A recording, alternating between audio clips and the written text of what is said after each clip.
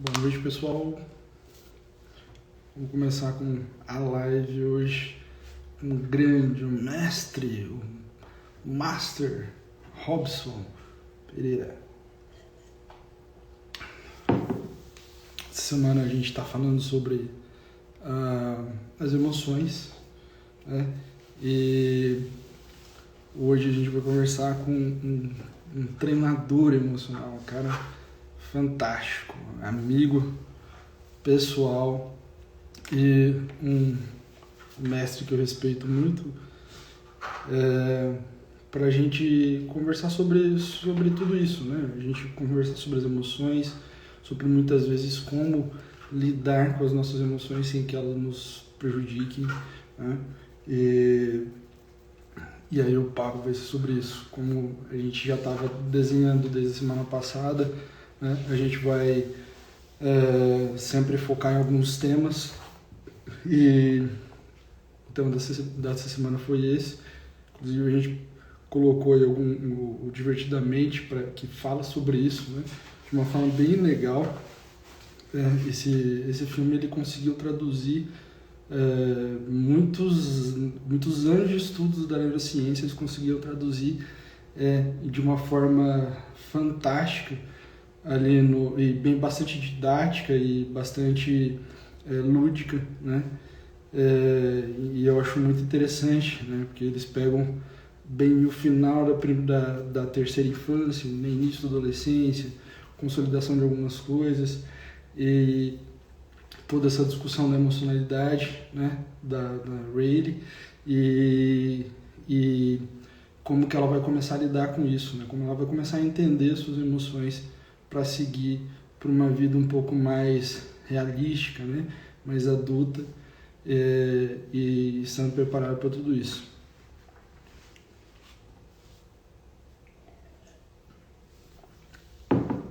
E é bem interessante porque as nossas emoções elas são parte das nossas experiências de vida, né? E também estão muito relacionadas com as nossas memórias, né? Inclusive teve um estudo que saiu, um estudo norte-americano que saiu nos últimos 3 meses, né? Demonstrando como que é a nossa formação da realidade, né? E como que a gente consegue entender a realidade, né? Mais do que formar ela na nossa mente, como a gente consegue entender a realidade, né? E essa compreensão, esse entendimento da realidade está muito relacionado com as nossas memórias afetivas, né? A gente sente o mundo, né? A gente lembra do que a gente já viveu do mundo, né? E aí a gente consegue ter algumas compreensões sobre as situações, né? Então não é simplesmente não são simplesmente sensações, né? As sensações elas reagem com as nossas memórias e com tudo que a gente já viveu, tudo que a gente consegue lidar, né? E assim as emoções vão interferindo também na forma como a gente enxerga o mundo, né? E aí a gente, lá no início da semana, eu postei um vídeo, né? Dentro da visão da neurociência, tentando explicar o que são as emoções, né? A gente pega o conceito de emoção, né? Emoção é algo... emoção é o que define uma ação, né? Então, emoção ela é uma ação, né? Não é só simplesmente, não é simples, nossa, eu me emocionei por quê? Simplesmente porque eu senti tristeza? Não, eu me emocionei porque eu chorei, né? Porque eu demonstrei essa tristeza, né? Então, a emoção muitas vezes ela é demonstrar esse sentimento, né? E a forma como a gente demonstra os nossos sentimentos muitas vezes podem ser um pouco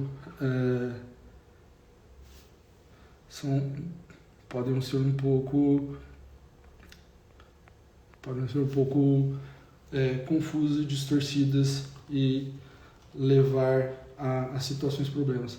Bom, vamos esperar um pouco o Robson chegar aí para a gente falar mais sobre o assunto.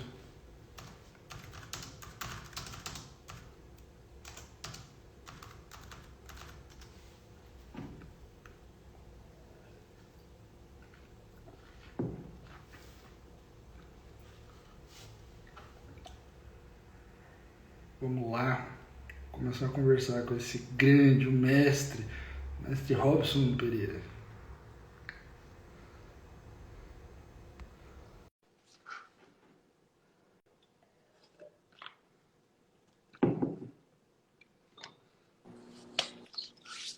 Boa noite, Robson.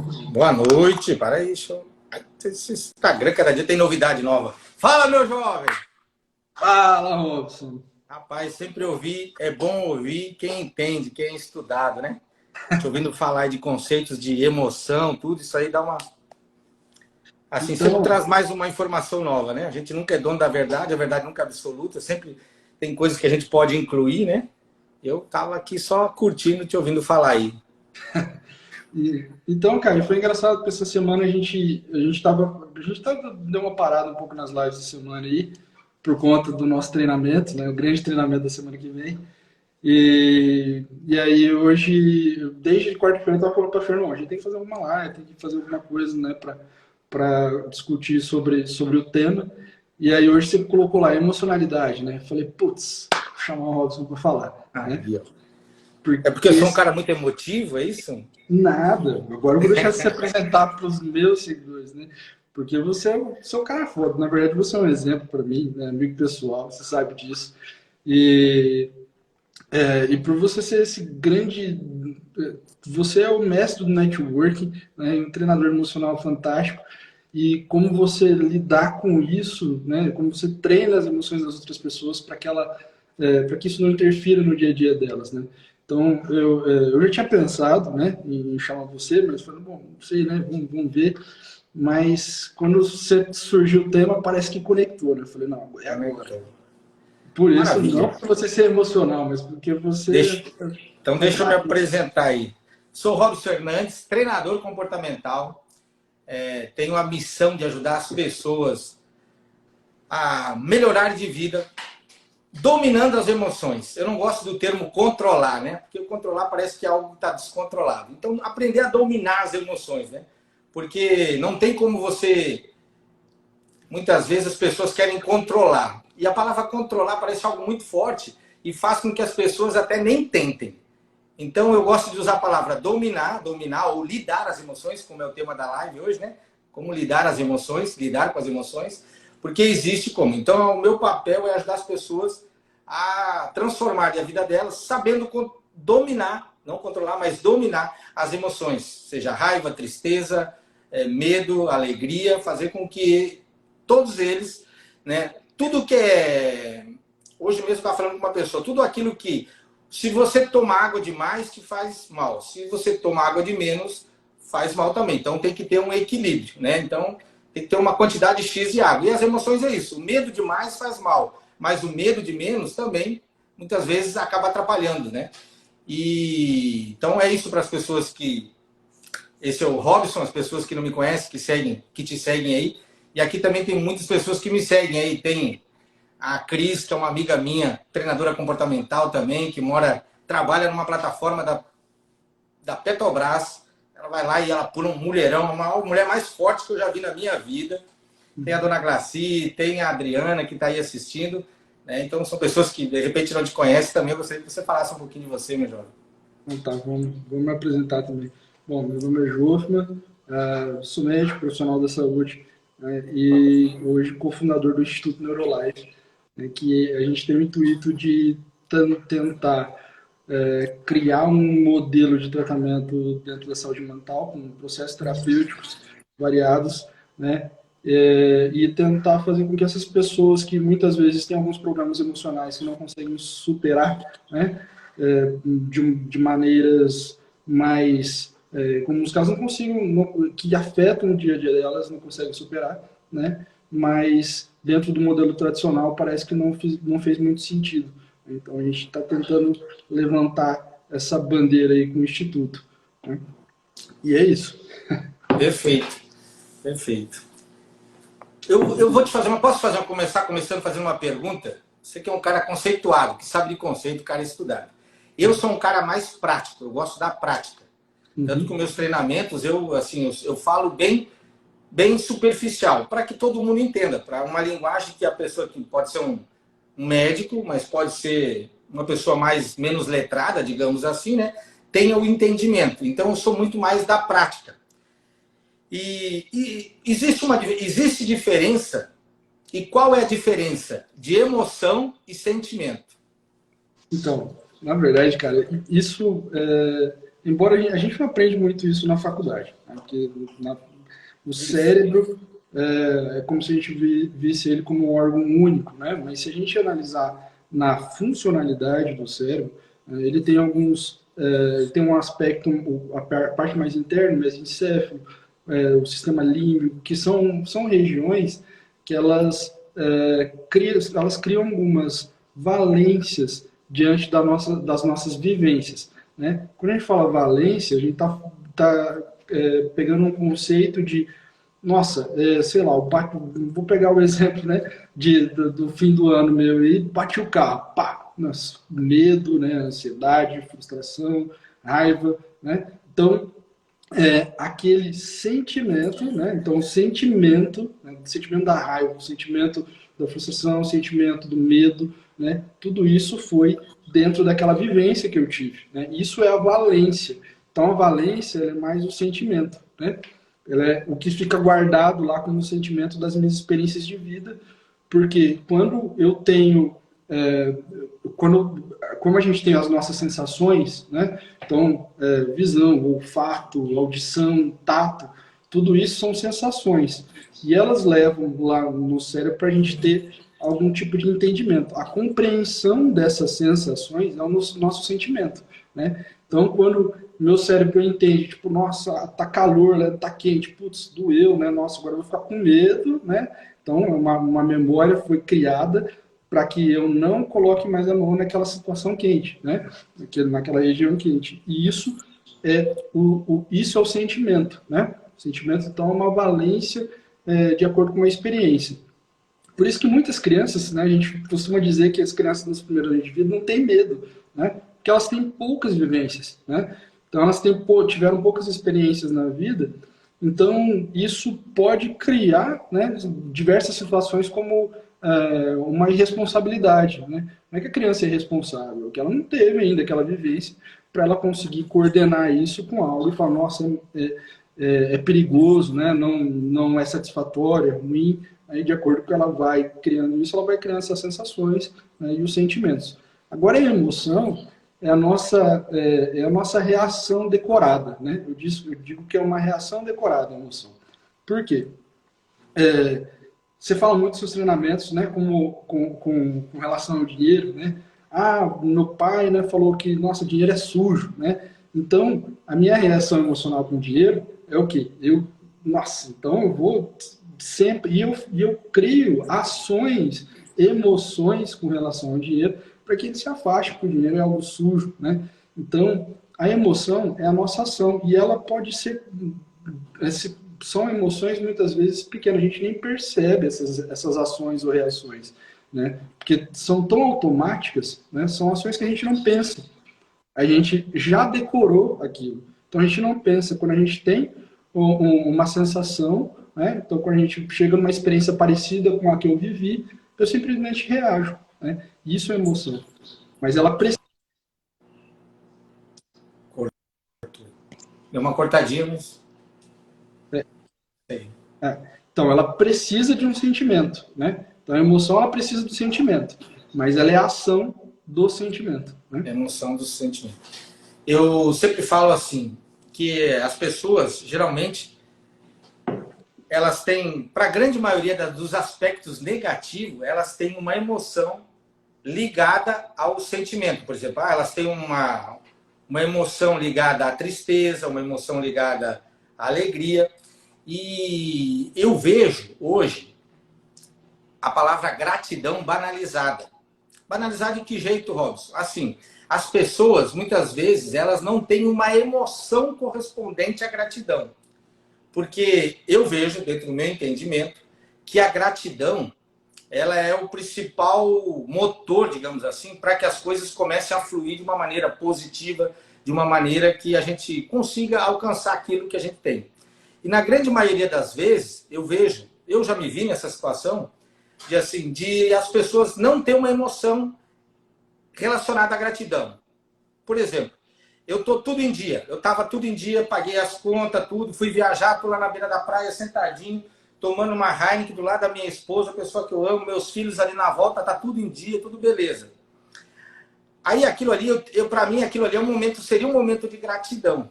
Só o que acontece? Como eu não tenho uma emoção para aquilo, logo eu entendo como o meu subconsciente, porque o meu corpo é viciado, né, em emoções, né? Porque o corpo ele é viciado, pelo que eu estudei já, que o corpo o nosso corpo é o inconsciente, não é o subconsciente, é o nosso inconsciente. Ele é viciado em emoção, porque aquilo dá uma carga elétrica de enzimas, dopaminas e não sei o que lá, de tudo, os hormônios que a gente tem aí ao nosso favor e contra. E aí as pessoas não têm uma emoção para gratidão. E aí o que acontece? Eu estou lá na beira da praia, tudo tranquilo, tudo pago, tudo 100%. Daqui a pouco me vem uma informação assim, olha, você não pagou a conta de luz do mês passado lá na tua casa na cidade. E daí, rapaz, você vai chegar lá, vai estar cortado, vai estar uma bagunça, a geladeira vai ter descongelado, vai apodrecer. Você já começa a me vir o quê? Frustrações, começa a me vir medo, começa a vir angústia. E aí, aquele chorro de enzima, de eletricidade no meu corpo, me faz ter uma emoção ruim e eu já fico ruim ali, a minha vibração já baixa e tudo. Isso aí acontece na grande maioria das pessoas. Por quê?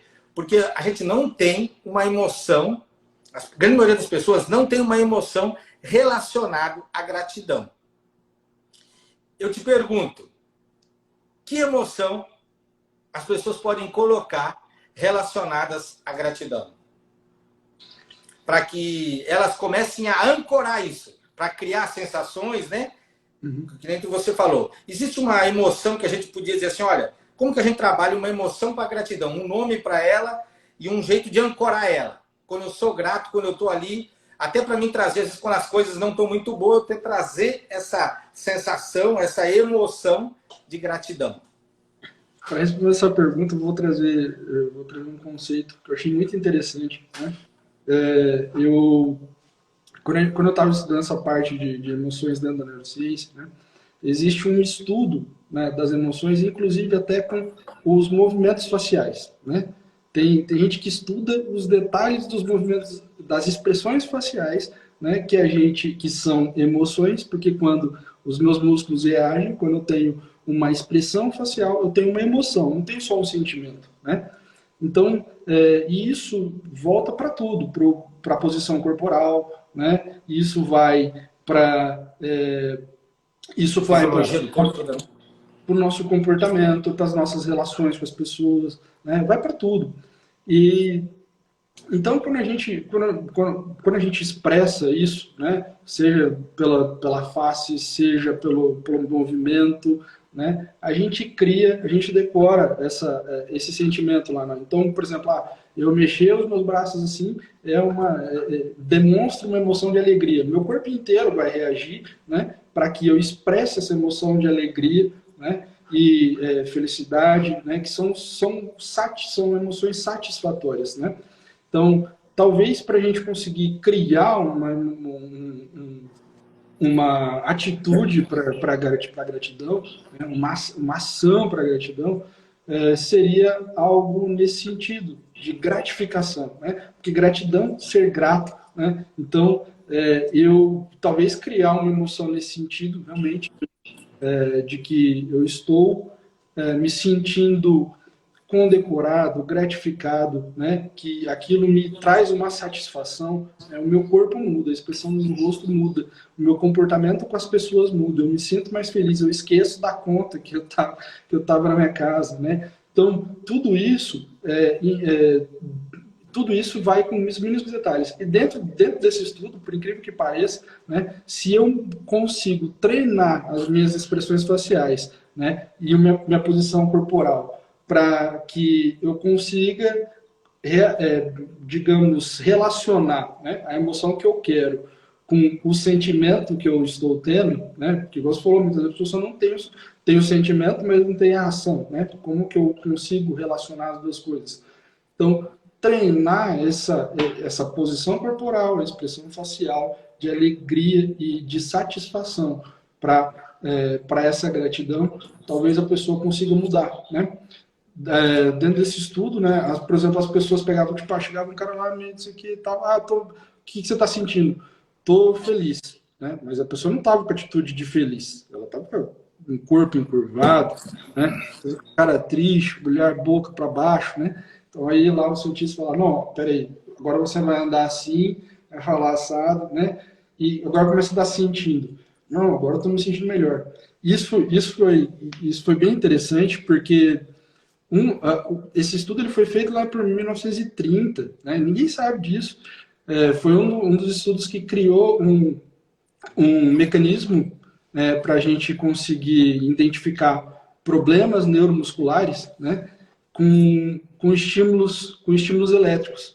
Então, o que o cara fazia? Ele pegou, colocou algumas agulhas, né, no rosto, né? Aí que começou o estudo das expressões faciais. Ele colocou algumas agulhas no rosto, em pontos chaves onde são o início das nossas inervações, né? E ele começou a dar alguns choques ali para estimular a musculatura, né? Para contrair a musculatura, né? E quando essa musculatura contraía e ele parecia que estava dando risada, por algum tempo, né? Por, sei lá, alguns 20, 30 minutos ali, dando risada, ele começava a se sentir feliz e alegre, mesmo que ele não estava, mesmo que ele não estivesse, né? E aí o pessoal começou a bater na tecla e estudar se as expressões faciais e as expressões corporais elas modificavam o nosso comportamento diante de um sentimento. Então, deixa eu ver se eu entendi. E eu vou tentar dar um exemplo para ver se ficou claro para mim e para quem está nos assistindo aí. Então, você está dizendo que eu posso mudar aquilo que está dentro, mudando o que está fora primeiro. Ou seja, eu vejo as mulheres, quando elas vão no salão fazer a unha, elas voltam mais. Quando elas fazem o cabelo, quando elas colocam uma roupa, elas já se empoderam, uma roupa diferente, uma roupa... Até na roupa, a cor da roupa às vezes já dá um up nela. Eu mesmo, às vezes, eu coloco uma cueca que eu me sinto entendeu? Então, quer dizer que o exterior pode afetar o interior. Ou seja, então a gente pode trocar a nossa emoção, mudar aqui dentro, de uma maneira exterior, né? Eu gosto até de trabalhar, que a PNL fala, de trabalhar a posição booting, que é a posição do Superman, né? Que é onde você faz aquela posição, queixo erguido, e tu fizer essa posição por 2 minutos, o teu nível de testosterona aumenta, a dopamina diminui, aquelas coisas tudo, né? Então é isso aí que você quis dizer? Exatamente, é isso aí. Porque, cara, emoção, ela é uma reação química do nosso cérebro, né? E ela está relacionada com as nossas memórias, né? E é aquilo, se eu foco muito em uma memória negativa, né? Parece que mesmo se o meu dia poderia ser bom, eu tinha um projeto que vai ser aprovado, eu tinha um negócio que está prestes a ser feito, eu vou ganhar muito dinheiro, então eu vou conseguir aquilo que eu queria, né? Nossa, meu filho vai formar daqui a pouco e estou super feliz com isso, mas pô, eu levanto e eu estou focado em uma outra situação, né? Ou então eu tenho o costume de todo dia levantar assim, né? E aí levantei triste, pá, bati o pé, quebrei o dedinho do pé, né? Pô, todos esses comportamentos vão me levar a mais. Se eu não tivesse acordado com esse posicionamento, né, talvez na hora que eu batesse o pé eu não ia lembrar, né? Eu ia doer, ia ter a reação naquele momento, mas isso não seria definitivo para que continuasse durante o dia. Então, sim, o externo ele interfere muito, né?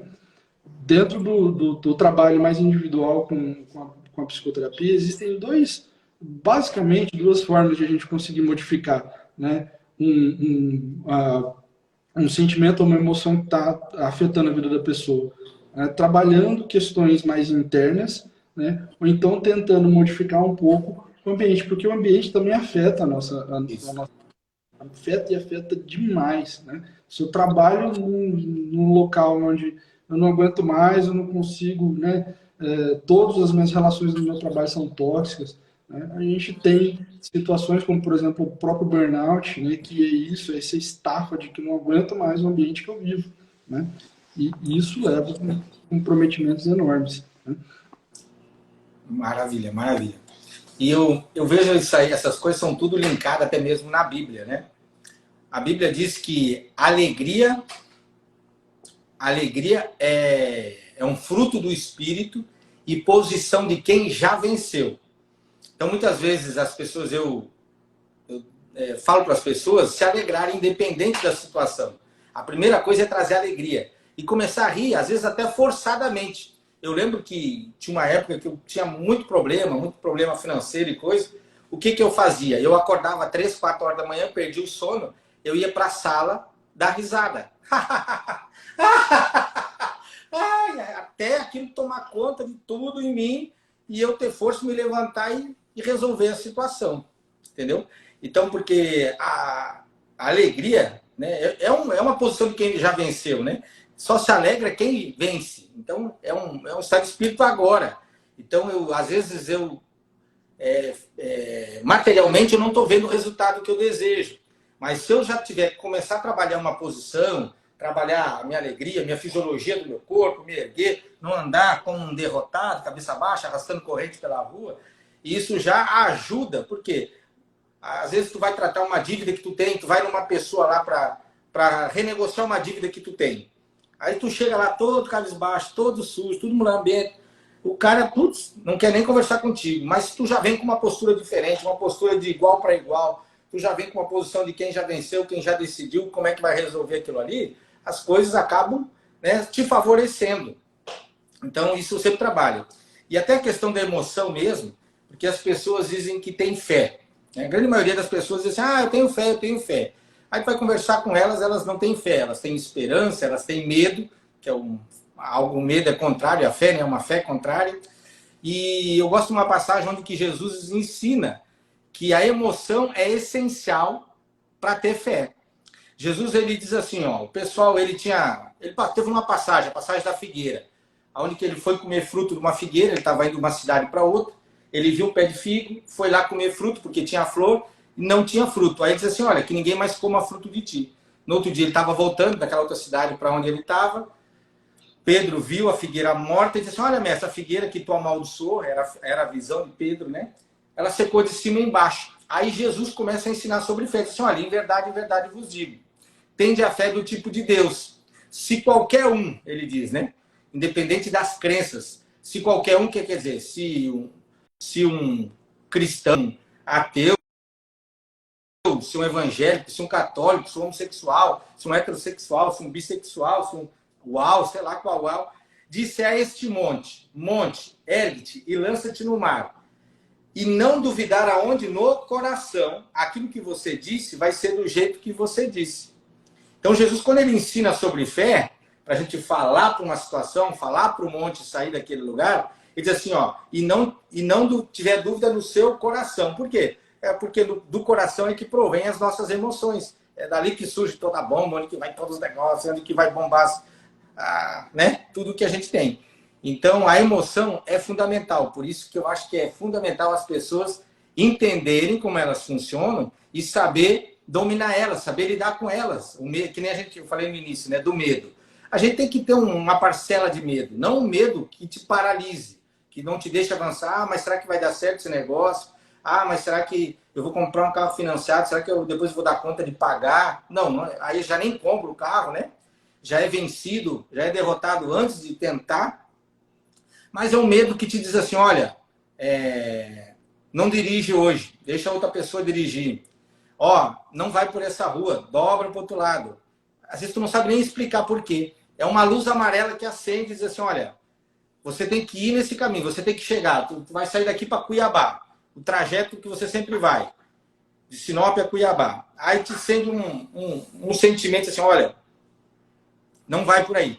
Tu não vai deixar de ir a Cuiabá, mas desvia. Pega um desvio, vê um outro lugar, pega uma outra estrada e vai. Entendeu? Então, esse domínio das emoções é muito importante. Então, é bíblico, é algo que a neurociência, a psicologia, que tudo fala, né? Então, as pessoas têm que aprender realmente a ter esse domínio. Porque senão as pessoas se desesperam de medo. E agora? O que vai ser? Né? Às vezes as pessoas chegam lá para conversar comigo, olha, apavoradas. Aí eu vou olhar, meu Deus, tu tá sofrendo por causa disso? Né? Que, na verdade, para a gente resolver o problema dos outros é muito mais fácil, né? Então, aí tu olha assim, rapaz, olha que aí eu trago a pessoa para o meu lado, olha aqui como é que eu estou vendo a tua situação. Rapaz, não é que é mesmo, é muito mais fácil de resolver, porque as pessoas às vezes entram em pânico, entram em desespero e acabam não avançando. Eu diria que a fé é uma emoção, né? Eu diria até que a fé é uma emoção, né?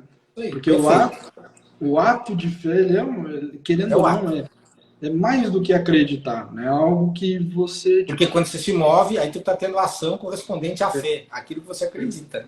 Exatamente, é isso.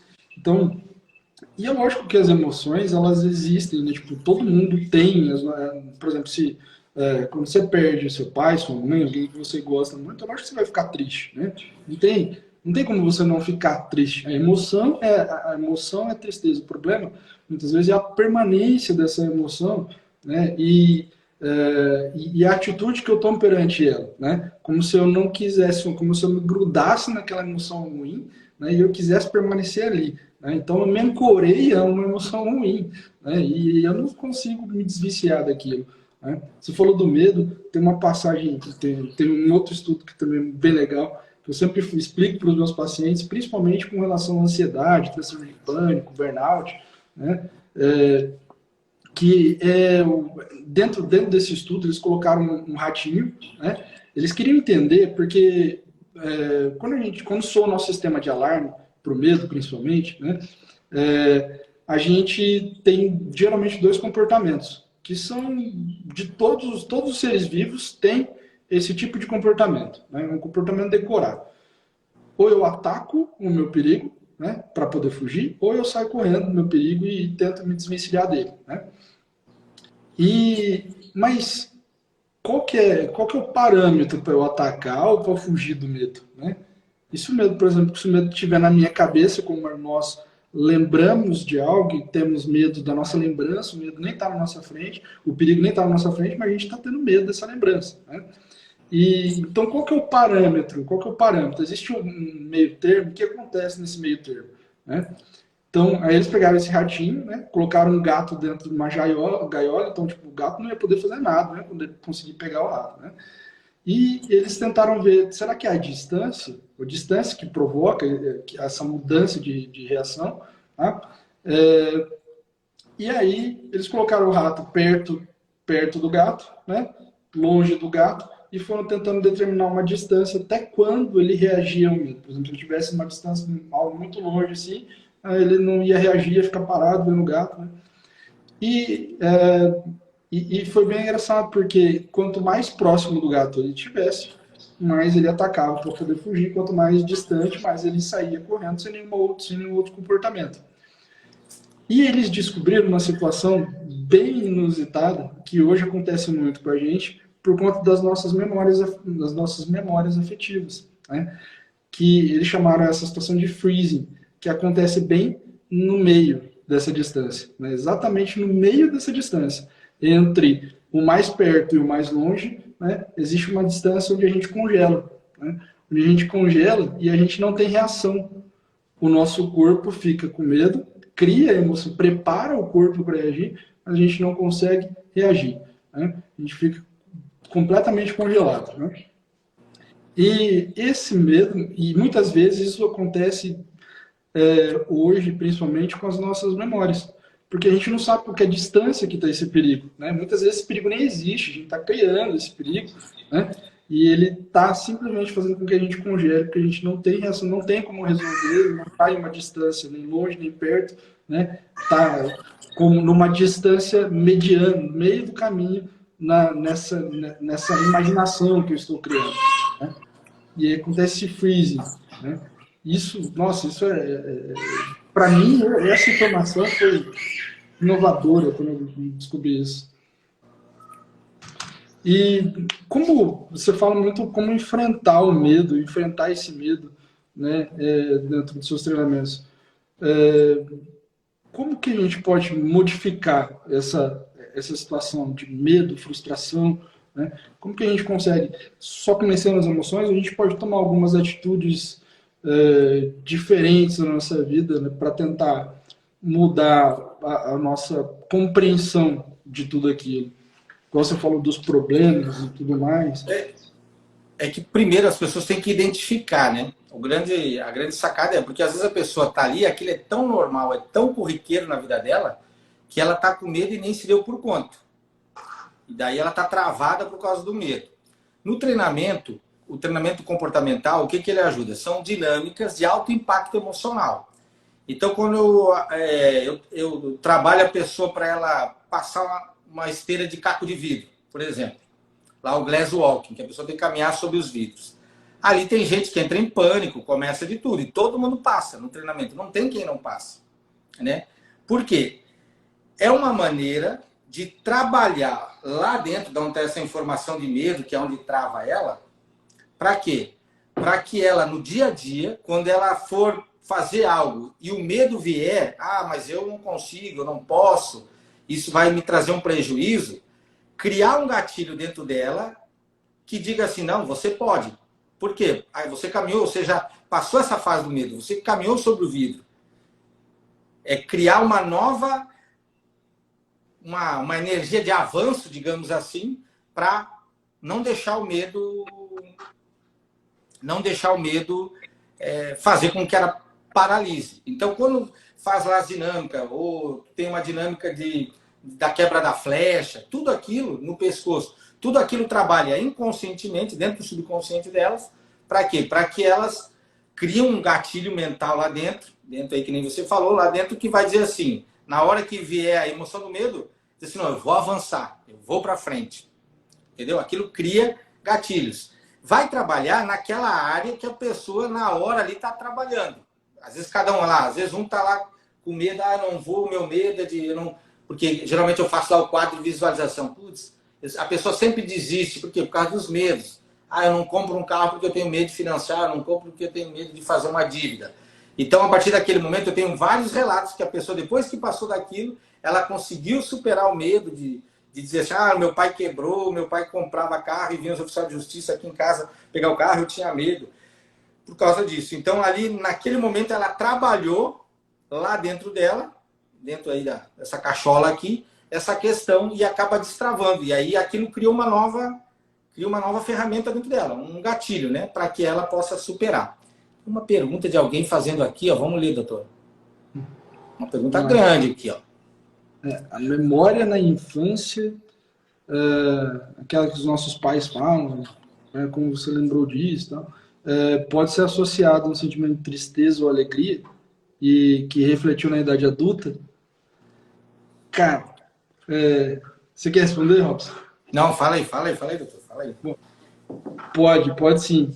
Na verdade, quando a gente pensa nessas memórias afetivas, né, a gente tem alguns conceitos durante a vida, né? A gente tem aquelas memórias que são aquelas primordiais, iniciais, memórias iniciais, né? Que elas são basicamente o cerne de todos os nossos paradigmas, todas as nossas crenças, né? São memórias muito enraizadas que a gente muitas vezes nem lembra, né? Situações ali com 4, 5 anos, né? Que a gente aprendeu que meu pai falou, que eu acabei experimentando, né? Minha mãe falou, alguém que eu confiasse falava que aquilo era uma verdade absoluta dentro do meu meio, né? E eu insiro isso dentro da minha memória afetiva, né? Então aquilo é uma verdade e muitas vezes eu não sei nem por que aquilo é uma verdade, né? Eu nunca fui atrás para descobrir se aqueles conceitos eram realmente reais ou se eles eram experiências ou se eles eram verdades dos meus pais, dos meus avós, né? E isso foi sendo passado. Isso é cultural, né? E essas memórias, elas são o nosso cerne.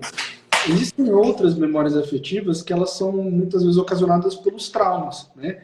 E esses traumas, quanto mais cedo eles acontecem, mais permanentes eles acabam ficando. Então, por exemplo, eu tive um trauma ali na minha segunda para terceira infância, 8, 9, 10 anos, né? Tive um trauma, depois tive um trauma com 15 anos e que arremeteu ao mesmo sentimento, a mesma emoção, né? Daquela crença do que os meus pais falaram, né? Eu vou te dar um exemplo, né, para demonstrar isso. Tipo, 85, 95% das mulheres, né, são abusadas entre a infância e a metade da adolescência, né? E aí, né, na casa, por exemplo, de uma dessas meninas, a mãe falava assim, olha, não fale com estranhos, né? Não fale com estranhos. né? E aí ela vai, acontece alguma coisa com alguém que ela acabou de conhecer, um tio distante, né? Um amigo do pai que começou a conviver ali, que para ela naquele momento é um estranho, né? E ela resolveu não obedecer à mãe, né? E começou a falar e aconteceu aquela situação com essa pessoa que para ela era nova, né? Naquele momento, né, reforçou o paradigma que a mãe passou para ela lá atrás, né? Não fale com estranhos, porque falar com estranhos, teoricamente, é ruim, né? E aí ela falou com um estranho, aconteceu uma coisa muito ruim, e aí durante a adolescência vai lá, pá, não sei o que, um deslize, ela conhece algum estranho e aconteceu de novo, né? E isso vai reforçando. Então esses traumas, né, eles que muitas vezes eles só se tornam traumas porque a gente resgata alguma memória do início da nossa infância ou de algum outro momento dos nossos aprendizados durante a vida, né, e que aquilo ocasionou uma emoção ruim em mim, né, e reforçou um conhecimento que eu adquiri durante a minha vida. Quanto mais cedo for esse conhecimento, pior é o trauma. Porque eu estou reforçando algo que muitas vezes, né, eu não sei o porquê, mas isso se tornou uma crença irrevogável, né? Então, e as nossas, as emoções, elas são assim, elas são relacionadas a memórias, né? E essas memórias a gente vai adquirindo ao longo do tempo, com os nossos conhecimentos, experiências de vida, experiências de outras pessoas que a gente tem, né, na nossa vida, que vão passando para a gente, né? E isso vai criando emocional. É bem engraçado, até para a gente fazer estudos de situações mesmo, quando a gente vai estudar alguma coisa, né? E quando a gente vai estudar sobre o próprio estudo, né? Lá fala que quanto mais sensações eu tiver diante daquele conhecimento, mais eu aprendo, porque eu vou criar raízes emocionais com aquilo. Eu não vou estar só decorando, né? Essa diferença entre decorar e memorizar. Quando eu memorizo, eu passo lá para o meu cérebro emocional também, né? Então, sei lá, eu senti um cheiro, eu senti uma raiva, nossa, tinha raiva daquela professora, né, não sei o quê, mas foi lá e aprendi, né, a matemática que ela ensinava, né? Ou então aprendi alguns momentos da matemática que eu nunca mais esqueci. Esqueci da professora que eu gostava lá de história, mas não esqueci da professora de matemática que eu odiava, né? Então tudo isso, né, está muito relacionado com as nossas emoções e memórias. Você falou uma coisa, deu um número aí que é assustador, né? Relação das adolescentes, né, que são abusadas, né? E esse número, você falou, parece que é 85%, 90%, né? Isso. Cara, e eu posso ver isso hoje. Assim, a gente fica até terrorizado, tem horas, né? Que é um número muito alto mesmo de mulheres que já foram abusadas, né? Tanto que a gente vê hoje aí na televisão, né? Quantas mulheres que foram abusadas, depois até de adultas, né? Também. E é um padrão que acaba se repetindo, né? Bem que você falou, a programação que elas receberam acaba sendo um padrão repetitivo do que a mãe viveu. E até essa questão que você falou aí, quando os pais dizem, olha, não fala com estranhos, isso reflete muito além, né? Não é só nisso daí. Uma das coisas que as pessoas mais temem hoje é de falar em público, de falar, de fazer uma live, de falar, ou ficar de pé num lugar onde tem algumas pessoas.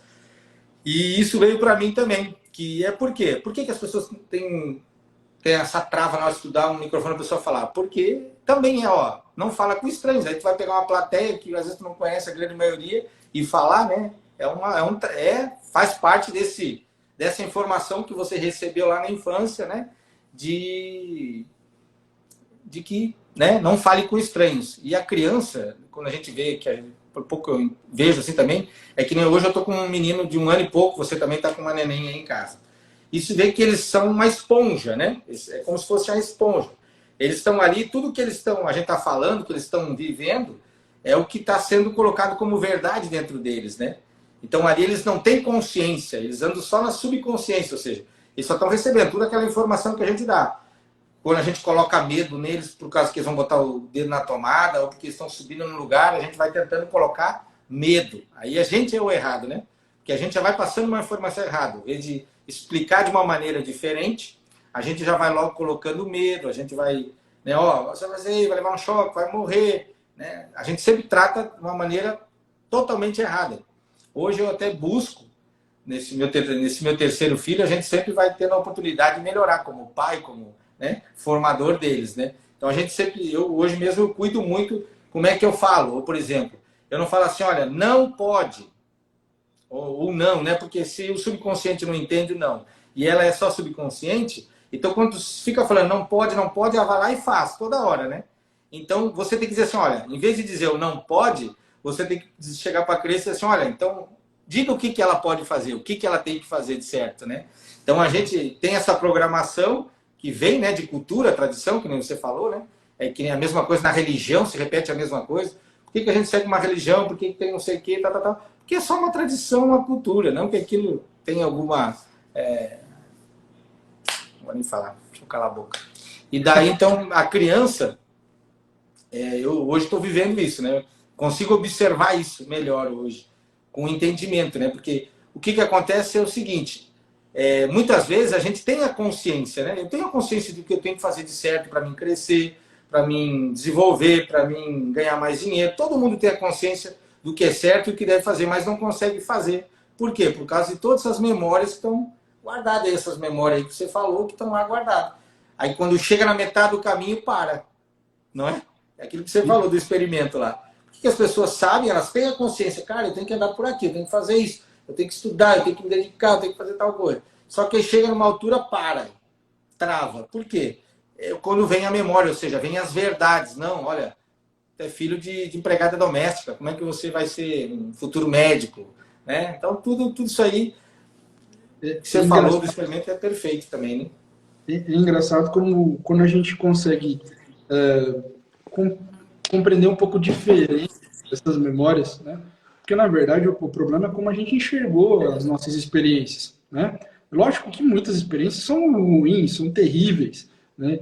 Mas a forma como a gente enxergou essa experiência, muitas vezes a gente ficou preso àquela experiência, preso àquela emoção, né? E consolidou ela como verdade absoluta daquilo que eu aprendi lá atrás, né?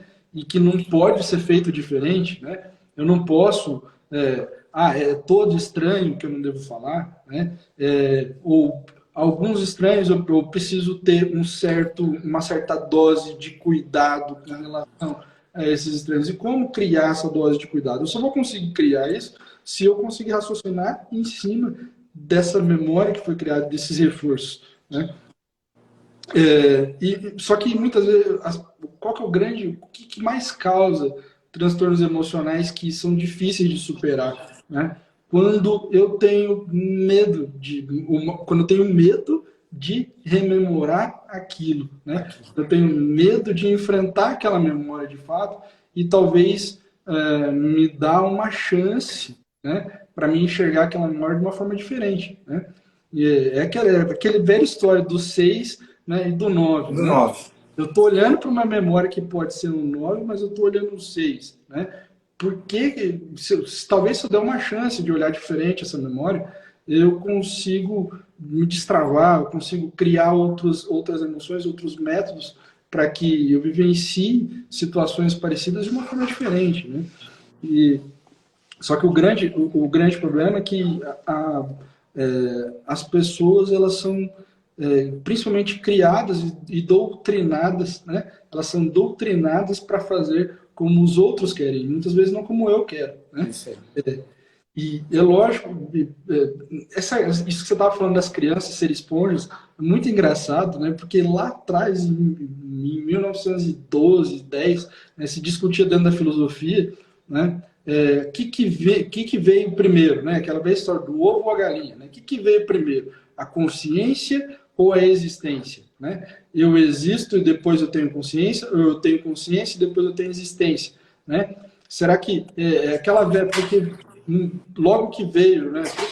Questões como o espiritismo, situações que falaram que a alma é antiga e veio de outra situação, o pessoal começou a pesquisar, né, para ver, discutir, na verdade, né, mais discutir dentro dessa situação, que é a existência ou é a consciência. E a gente percebe, é lógico que a gente nunca vai chegar a uma conclusão, mas Cara, a gente olha, né, para uma criança, ela é totalmente, na grande maioria do tempo, ela ela é exatamente isso, ela é uma esponja, ela faz tudo, ela repete o que eu faço, né? Ela repete o que as outras pessoas que ela confia, depois que ela adquire uma certa confiança, ela repete o que as outras pessoas ali estão fazendo, e isso vai criando esses hábitos, né? Esses vícios que a gente tem na vida adulta, né?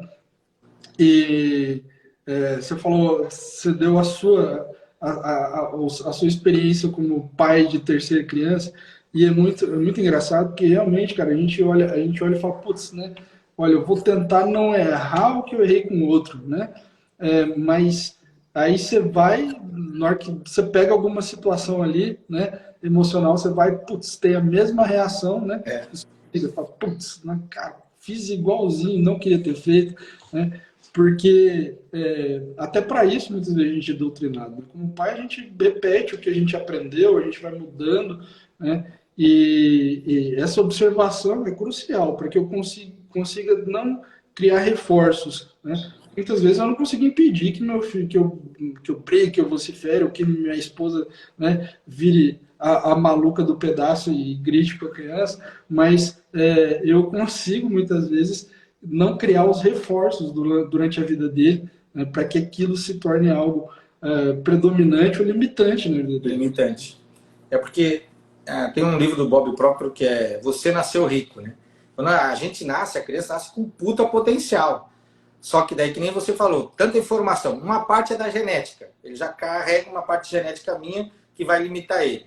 Outra parte é a informação. Olha, dinheiro é sujo, isso aqui. A gente fica lá falando aquilo lá. É a informação que a gente vai reforçando toda vez, ela vai ouvindo. E a outra parte é a experiência, né? Porra, sofreu aquele trauma. Por exemplo, a pessoa foi abusada. Então a menina, toda filha menina tem que ter cuidado, porque senão não pode falar com estranho, porque senão vai ser abusada também. E aí acaba acontecendo. Viu por que aconteceu? Por quê? Porque repetiu o padrão e tal, né? Então, cara, isso aí é muito doido. Mas o interessante é que existe jeito de mudar isso, né? E as pessoas estão atrás disso, estão mudando essas percepções. Mas a primeira coisa, é uma coisa importante que você falou, é a pessoa expor isso, colocar isso para fora. Até nos meus treinamentos, isso acontece muito. Por quê? Lá a gente cria um ambiente seguro, onde que eu mostro as minhas fragilidades. Eu não sou um super-herói. Eu vou lá e mostro, olha, eu superei, mas eu fazia isso de errado, eu fiz isso de errado. Eu mostro a minha vulnerabilidade para as pessoas, e onde as pessoas se conectam, e ali elas acabam externando coisas que ninguém sabe. Aí no treinamento ela vê um lugar seguro, com pessoas estranhas do lado dela, que é a primeira vez que ela fala, né, que ela vê e ela acaba falando. E dali ela consegue se livrar daquele peso e coisa que levava, né? Cara, é top isso daí. Então, o top dos treinamentos, do treinamento comportamental, é que ajuda essa superação, né? De uma maneira leve, de uma maneira rápida, né? Que às vezes não precisa estar passando por todo um processo, né? Porque ali para a gente mudar uma informação, ou a gente repete uma nova informação por um período de tempo, né? E outro é um impacto emocional. Então, lá o impacto que a gente traz nas emoções é para isso. É para que a pessoa saia de lá sabendo lidar de uma maneira diferente com a situação. Então, para isso, tem que ter um ambiente seguro. Aí a pessoa vai ali, pá, vomita tudo aquilo que ela não conseguia falar, né? Então, a gente tem casos, cara, muito lindos, né? E aí, depois, com o tempo, a pessoa me liga, porra, Robson, obrigado, porque, cara, até o meu relacionamento, eu consigo... Por exemplo, uma mulher que foi abusada. Cara, ela não consegue... Ó, tinha uma moça que o que acontecia? Tu falou da pessoa próxima, né? Ela pegava, ela namorou, tudo normal na época de namoro com o marido. Depois que ela casou, e o marido, aí elas foram morar na casa deles e coisa. Quando eles estavam na cozinha, o marido vinha dar as carícias, né? De marido e mulher com mulher dentro de casa. Um cheiro. De casa não sei na casa sua, mas o homem está sempre ali na volta da mulher, né? Então, quando eles estavam na cozinha, o marido vinha acariciar a mulher e aquilo, ela criou uma repulsa do marido ali. Aí lá no treinamento, ela conseguiu se libertar disso como? Ela trouxe a lembrança que quando ela era criança, uns 9 anos, 8, 9 anos, tinha festa de família Aí a família botava ela para cuidar a louça na cozinha com 9 anos. E aí tinha um tio que vinha e tocava nela, na cozinha. E aí aquela memória lá trouxe, quando o marido, depois que eles casaram, que tiveram a casa deles, que eles estavam no ambiente, naquela mesma situação, aquela memória afetiva lá, quando ele passou a mão nela, trouxe a memória do tio. Olha só. E ali no treinamento ela conseguiu arrancar isso e hoje acho que vivem namorando na cozinha lá na casa dela. Tô brincando. Aí já é brincadeira minha. O treinamento é poderoso, né? Você me fez um monte de perguntas, agora eu vou fazer uma para você. Vai devagar, cara. Dentro dos treinamentos, qual que é a emoção que você, dentro da sua experiência, qual que é a emoção que é mais limitante para a pessoa conseguir, não, eu não digo só para ganhar dinheiro, mas para ela conseguir alcançar os seus objetivos, né? Olha, eu acredito que uns 70%, porque eu faço uma ficha de anamnese, né? Eu já mando uma ficha para a pessoa, ela já preenche para mim saber. 70% é o medo. É o medo de arriscar, o medo de errar, o medo de ser julgado, o medo de sair de uma igreja e a vida dela virar um desastre, o medo de não dizimar e a finança dela não ir bem, o medo de separar do casamento que está ali um relacionamento abusivo e ela ser julgada pela sociedade, pela família, por não sei o quê. Então, 70% é medo.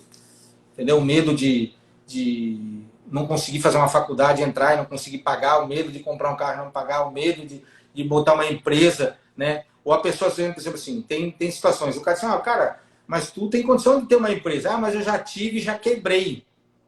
Então, o que acontece? É a questão da experiência, o cara passou aquilo. Não é que disseram para ele que o cara quebra, quando tem 2 anos, a maioria das empresas quebra, 5 anos, tantos por cento das empresas quebram. Né? Ele sentiu aquilo na carne, ele passou por aquilo. Então aquilo gerou um trauma grande, um medo dentro dele, né? E aí o cara... Então a grande maioria é medo.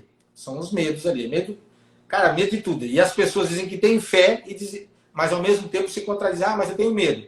Quem tem medo, não diga que tem fé. Entendeu?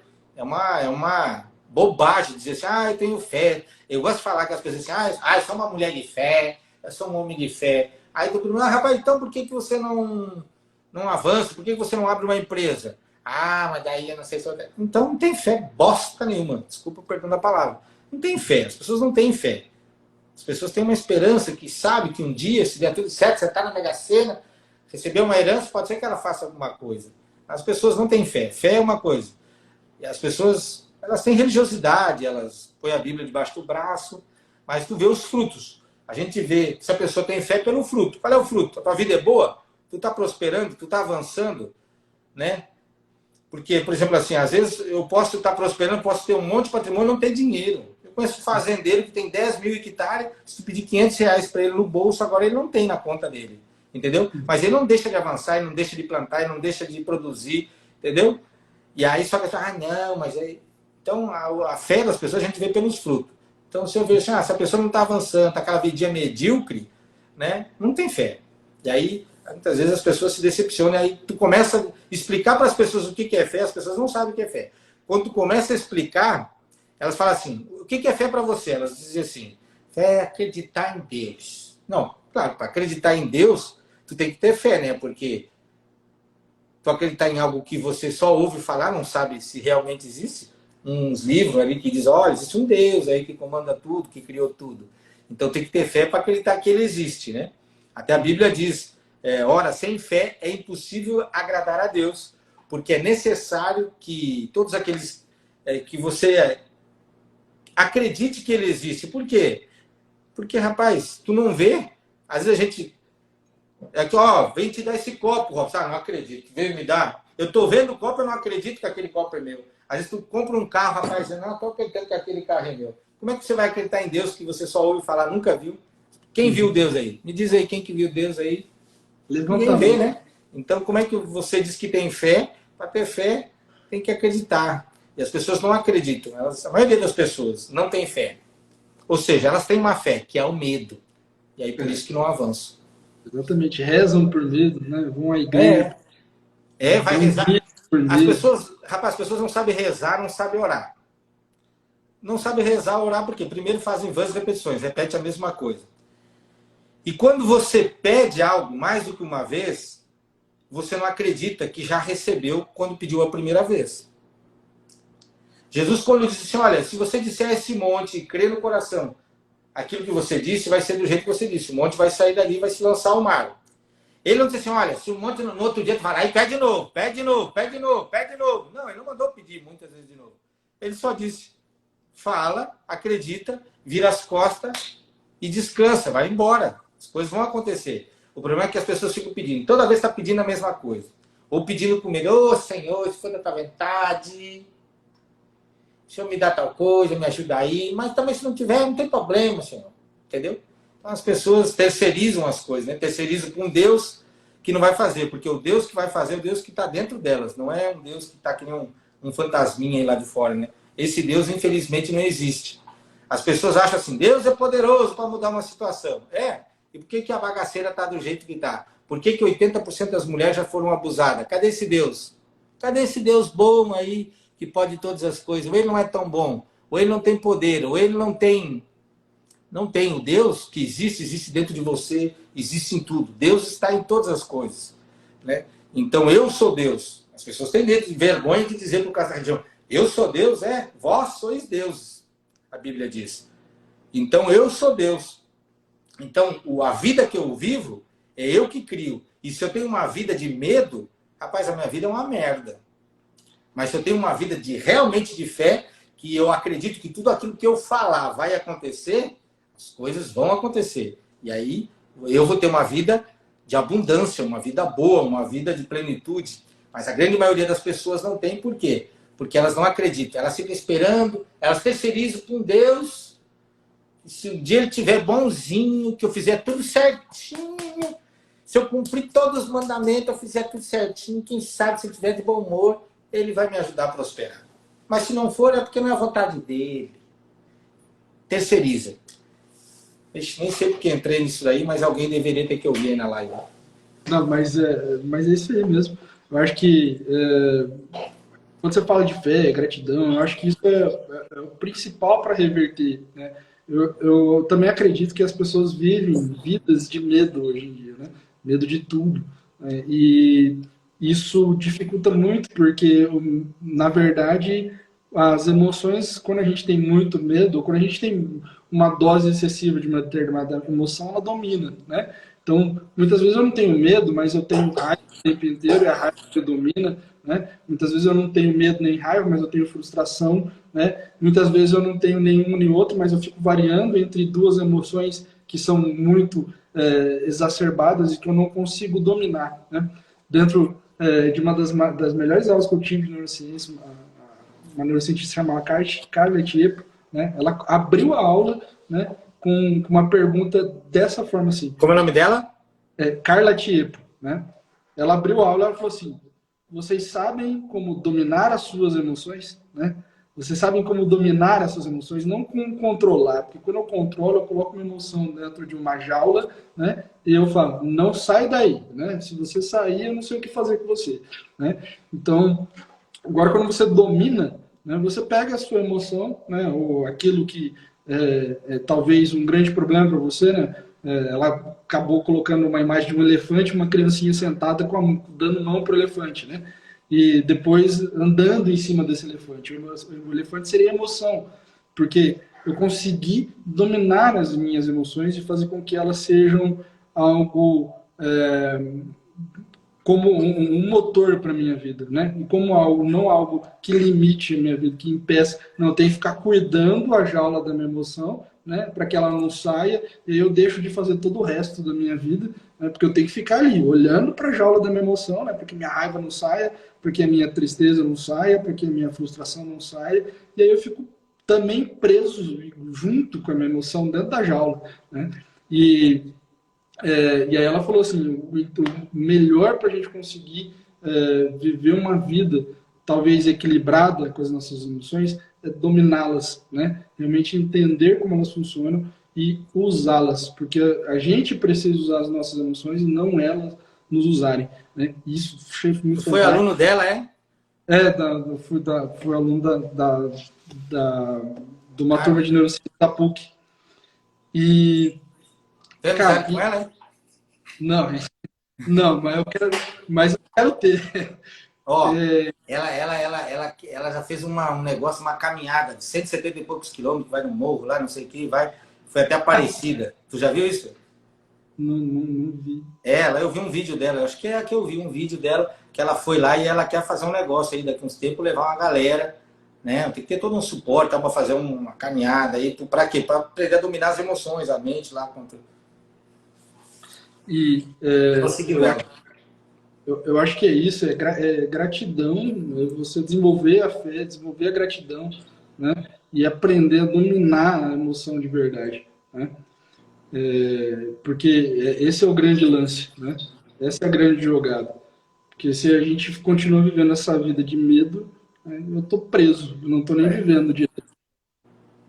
É tal da atitude mental positiva ou negativa, né? A grande maioria das pessoas tem uma atitude mental negativa. Já nunca vai dar certo, né? Aconteceu um imprevisto, a pessoa já apavora, né? E já acaba não usufruindo, né, cara? Acaba não usufruindo. As minhas maiores férias, e uma das melhores férias que eu tive, foram de 42 dias. Eu fiquei 42 dias viajando, eu e minha família rodamos 10 mil quilômetros. E eu não tinha dinheiro. O dinheiro chegava todo dia. Mas eu saí daqui sem R$1 no bolso para viajar. Nem minha família não sabia disso. Eles não sabem disso. Até hoje, minha família não sabe. Se vocês estiverem ouvindo aí, corta esse trecho aí, para não brigar comigo. A gente viajou 42 dias e a gente comeu bem, a gente comprou o que queria comprar, a gente foi onde a gente queria ir e usufruímos de 42 dias de férias sem dinheiro no bolso. Eu estava lá no Uruguai e tinha que vir para o Brasil. Eu fui no posto e não tinha dinheiro para abastecer. Eu tinha para abastecer, eu abasteci. E aí eu saí. E aí dinheiro foi chegando. Foi sempre abastecido. Então, se eu tivesse travado pelo medo, eu nem teria saído de casa. E a gente viajou 42 dias espetaculares. Então, medo não pode nos travar. Aquilo que a gente está vendo ali na hora, muitas vezes, a condição financeira, a condição física, né, pode dizer o contrário. Mas se você colocar na tua mente, não deixar travar e não deixar o medo te dominar, não deixar os maus pensamentos te dominar, porque às vezes está só no campo do pensamento aqui. Ah, mas vou fazer isso, não sei o quê, que nem a história do macaco lá, né? Que o cara pegou e furou o pneu do carro, ele foi ver, não tinha macaco, não tinha step. Ele viu uma luzinha, foi lá, vou lá naquela cara lá pedir um macaco. Aí o cara chegou lá e disse assim, rapaz, eu vou chegar lá, aquele cara não vai querer me emprestar um macaco, porque já tá tarde. Pô, mas o cara também não vai me ajudar, a sacanagem do cara. E não sei o que, papapá. Ele foi lá, criando uma atitude mental dele ali, uma situação. Quando chegou lá, bateu na porta do cara, o cara abriu a porta, tu pega esse macaco e enfia no... Quer dizer, o cara nem falou nada, ele já criou dentro da mente dele toda uma situação. E aí... Robson, cara, infelizmente a gente tá no final do tempo, cara. Não, tá acabando aí. Foi gostoso, passou rápido. Quando a gente pega para conversar, né, fica o dia horas, inteiro. Né? Bom, é um assunto bacana, né? Cara, você sabe que eu te adoro, tenho você no meu coração. Você é um grande exemplo, um mestre para mim, viu? Muito obrigado por ter feito essa live com a gente aí. Rapaz, e compartilhar. Eu que agradeço o convite. Agradeço a credibilidade, que é uma questão de credibilidade, né? Porque você, como um profissional, como alguém que está à frente de uma instituição, que é o Instituto aí, Neurolife, tudo isso é satisfatório para a gente, né? Quando pessoas, eu lembro quando você foi no meu treinamento, você pegou o microfone e aí disse assim, olha, tudo isso aí que você falou aí, que o Robson falou, eu já estudei Freud, Diaba 4 lá, e é tudo certo, mas eu nunca tinha vivido, né? Uma emoção. Nunca tinha expressado a emoção. E você se permitiu naquela noite, né? Ter passado por aquilo. Ali eu já senti... ali, na verdade, eu já sabia. Por você ter ido, já sabia a credibilidade que você me dava. Assim como eu tenho credibilidade quando as pessoas me procuram e eu sei que não é a minha área, eu sempre tenho a confiança de mandar para você os casos. Olha, para você estar fazendo. Não é comigo. Depressão, não é comigo. Tem que ir lá.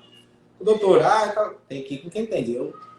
entendeu? Tanto, às vezes também quando eu preciso de alguém que eu mando uma ficha lá e tem algum problema, e aí, tá tomando tal remédio, você acha que é problema, né? Porque também eu não vou pegar uma responsabilidade para mim que eu não consigo ajudar, que eu vou piorar a situação de uma pessoa no treinamento. Então, a gratidão, a alegria imensa é minha de poder estar junto e sabe que a gente está junto aí para poder ajudar as pessoas, né? Para que elas possam viver, que a gente viva e possa ajudar as pessoas a viver aquilo, levar as pessoas até onde a gente já foi. Obrigado, obrigado, obrigado. Obrigado a cada um que esteve aí na nossa live também, que veio ao chamado. Obrigado àqueles também que não conseguiram estar por algum motivo, né? E vai ficar salvo aí para as pessoas poderem acompanhar aí. Vamos salvar para a galera conseguir assistir depois. Gratidão para todo mundo que compareceu. E vamos deixar salvo para quem não conseguiu comparecer também assistir depois. Falou! Valeu, João.